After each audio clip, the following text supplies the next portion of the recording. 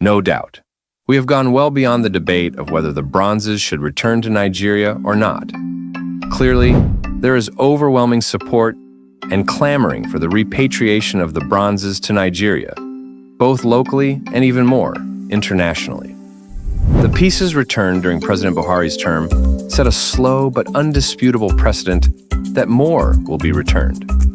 While 45.6% of our respondents stated that they don't care whether the bronzes return to Nigeria or not, and in another question, 53.4% said if the bronzes were returned to Nigeria and kept in Benin, they are unlikely to travel to see them if they live outside Benin. Still, a significant 78% of the respondents said they would rather have the bronzes back home in Nigeria than in Europe. However, there were some concerns attached to this. We asked the respondents if they had any worry about the bronzes returning to Nigeria. 86% said yes.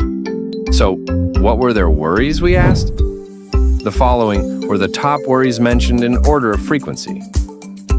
1. Safety of the bronzes.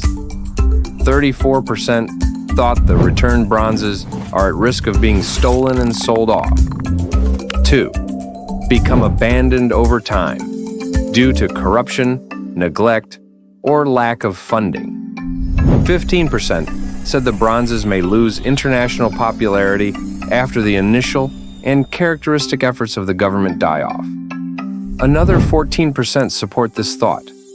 They think some of the bronzes will eventually be lost and no longer accounted for due to systemic inefficiency and fading interest.